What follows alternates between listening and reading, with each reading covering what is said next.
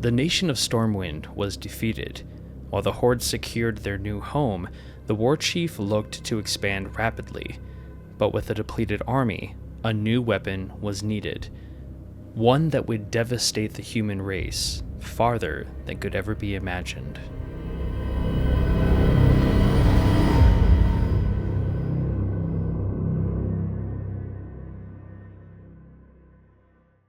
If this is your first time visiting the channel, welcome. My name is Quaylen, and I'm in the middle of abridging the World of Warcraft Chronicle series.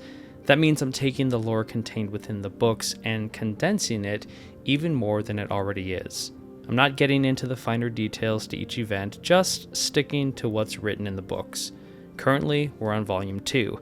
But if you want to start from the beginning, then I suggest clicking the link in the tab up above or in the description down below. That will lead you to a video that contains all 10 episodes containing the lore in Volume 1. But if you're already caught up with the story, then let's continue our journey into the Tales of Azeroth.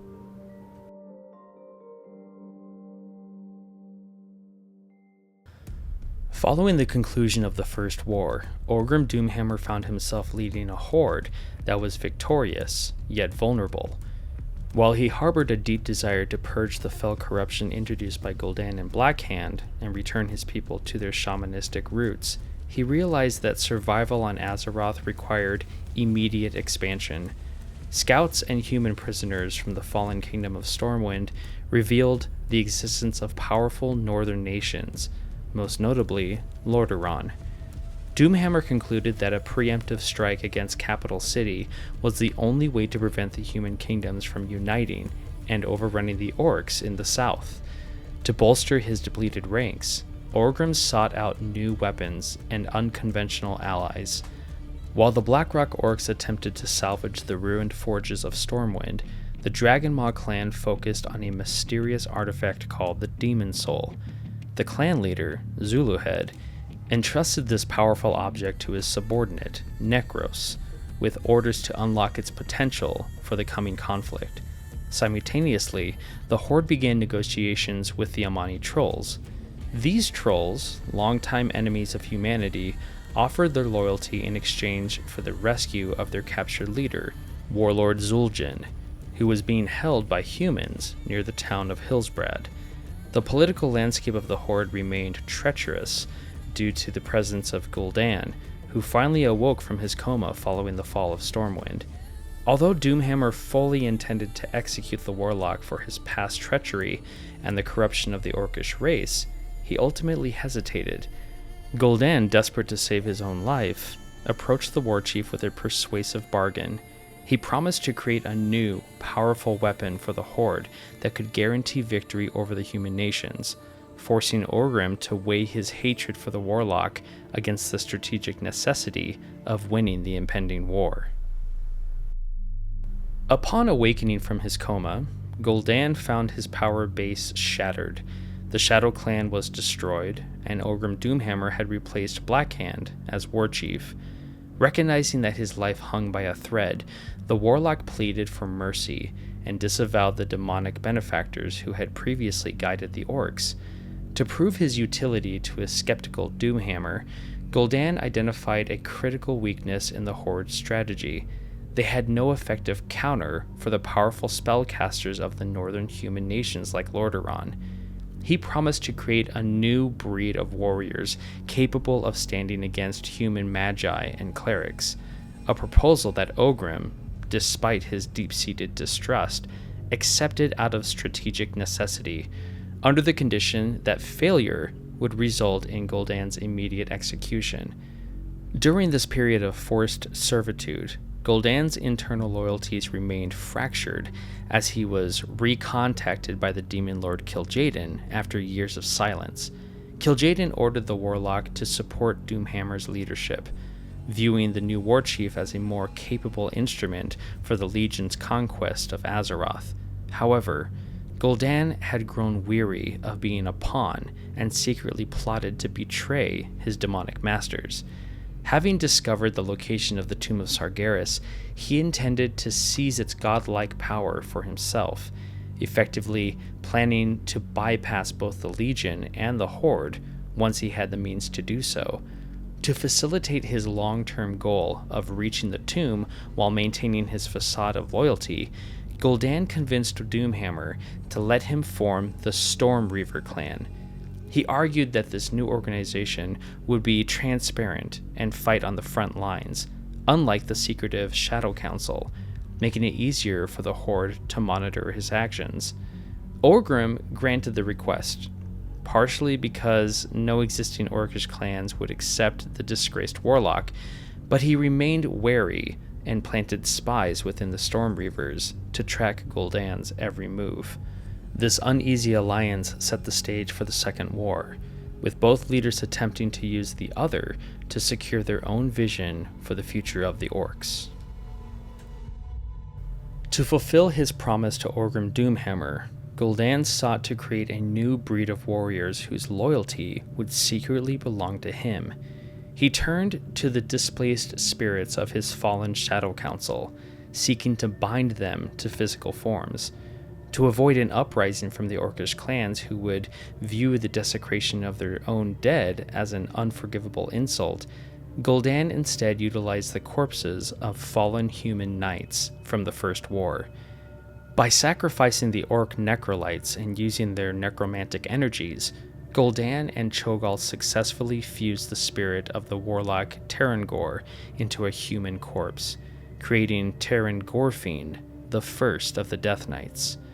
These Death Knights were tireless, undead necromancers capable of draining the life from their enemies and raising the dead to bolster the Horde's ranks. While the sight of these unnatural abominations deeply sickened Orgrim Doomhammer, he recognized their strategic value as a counter to human magi and clerics. Because they utilized necromancy rather than the land-draining fel magic he had outlawed, the war chief begrudgingly accepted them into his army. However, Orgrim remained deeply suspicious, ordering the Blackrock clan to monitor them closely and secretly planned to execute both Gul'dan and his undead soldiers once the war against Lordaeron was won. The alliance proved to be one of mutual deception, as the Death Knights harbored no true loyalty to the Horde or even to their creator, Gul'dan. They were self-serving entities focused entirely on their own preservation and power. Despite this internal instability, the creation of these warriors provided the Horde with the magical edge it required to begin the march north. With his new weapons of war secured, Orgrim Doomhammer turned his attention toward the resource-rich lands of Khaz Modan, home of the Bronzebeard dwarves, to replenish the Horde's supplies for the impending invasion of the Northern Kingdoms. Before we continue, I'd like to mention that if you're enjoying this episode, make sure to subscribe to the channel and like this video. And if you ever feel like supporting the work that I do here, you can check out my membership options here on YouTube or over on Patreon. I really do appreciate the support from everyone who has already done so.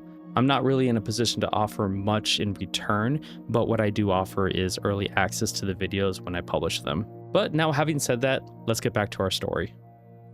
The Bronzebeard dwarves, a resilient race that had occupied the mountain fortress of Ironforge for over 2,000 years, found their resource-rich homeland of Khaz Modan targeted by the Horde. Orgrim Doomhammer viewed the region's vast reserves of oil and metal ores as essential for the upcoming invasion of Lordaeron. Despite a fierce blizzard and the dwarves' tactical demolition of mountain tunnels to slow the invaders, the Horde's sheer numbers and ferocity proved overwhelming. The dwarves, alongside their gnomish allies, were forced to abandon their smaller outposts and armories as the orcs swept through the landscape, leaving hundreds of defenders dead in their wake. The conflict eventually shifted to the capital cities, where the defenders made a desperate final stand. The gnomes retreated behind the impenetrable iron gates of Gnormorgon, utilizing advanced technology and explosives to kill numerous orcs before they could even reach the city walls. Meanwhile, the dwarves retreated to Ironforge, where every defender fought with such bravery that they took 10 orcs to the grave for every dwarf that fell. Recognizing that a protracted siege would waste too many soldiers, Doomhammer called off the direct assaults on both cities. He realized he didn't need to conquer the fortresses to achieve his goals. He only needed to control the surrounding lands. To finalize his control over the region, Doomhammer stationed the Bleeding Hollow clan to blockade Ironforge and Gnomeregan, effectively trapping the dwarves and gnomes inside their respective capitals. With the defenders contained, the Blackrock orcs seized the dwarven forges and mines, blanketing Khaz Modan in thick smoke as they churned out a massive supply of new armaments and siege engines.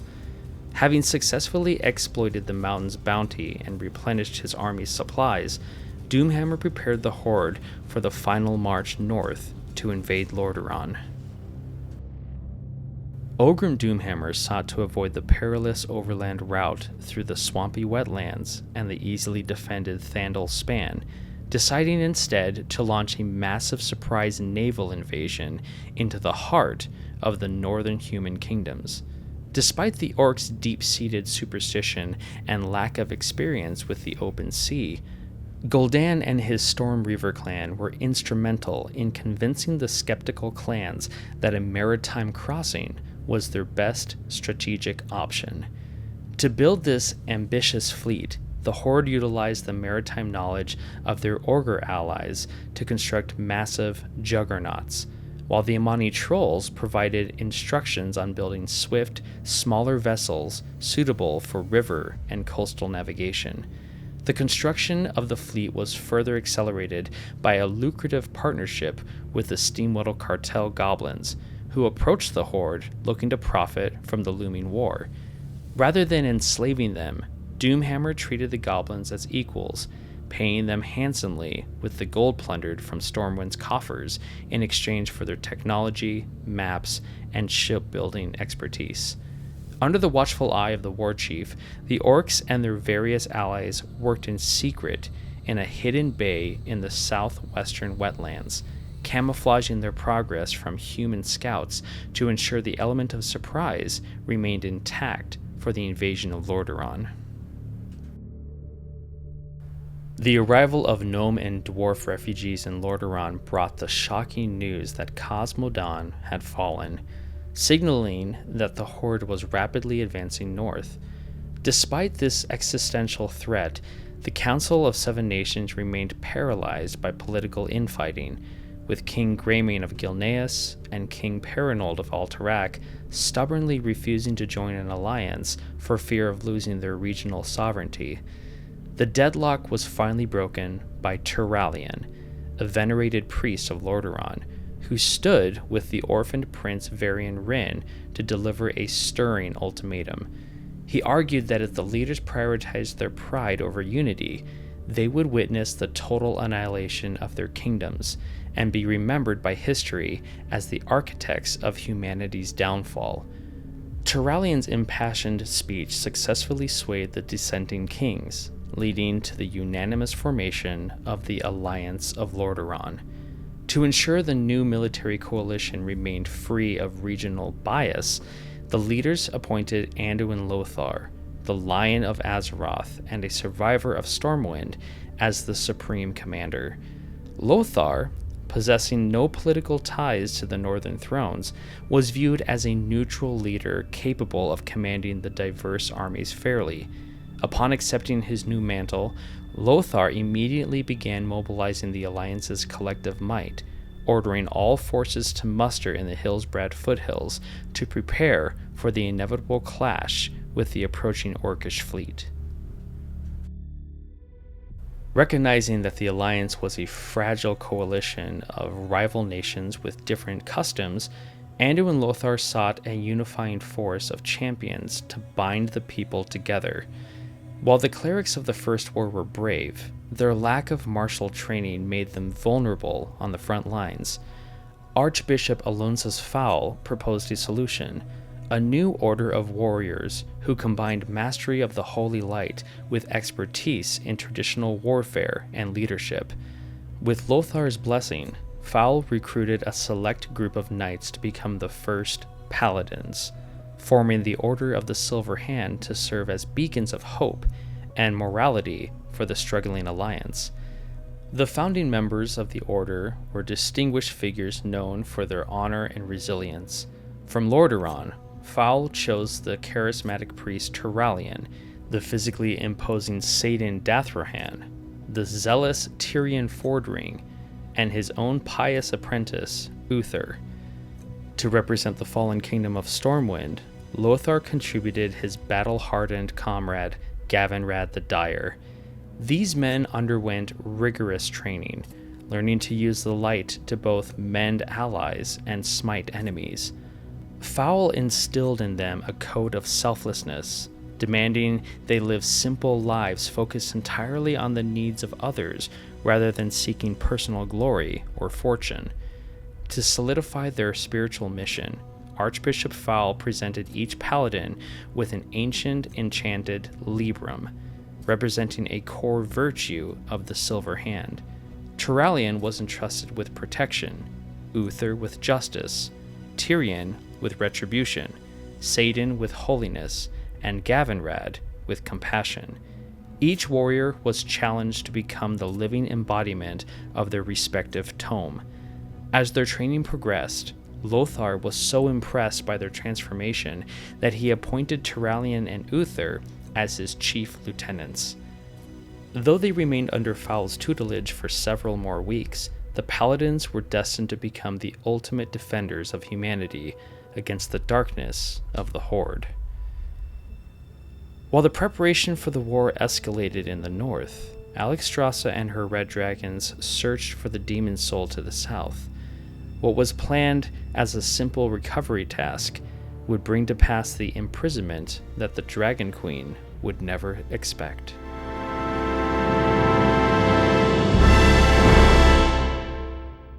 Thank you so much for watching this video. If you like this kind of content, make sure to like and subscribe. And if you'd like to support the work that I'm doing, please check out my YouTube, Patreon, or Twitch memberships. And a big shout out to all the names on the screen here. You mean so much to me. Thank you so much for your help. And with that, I'll see you guys next time on the Tales of Azeroth.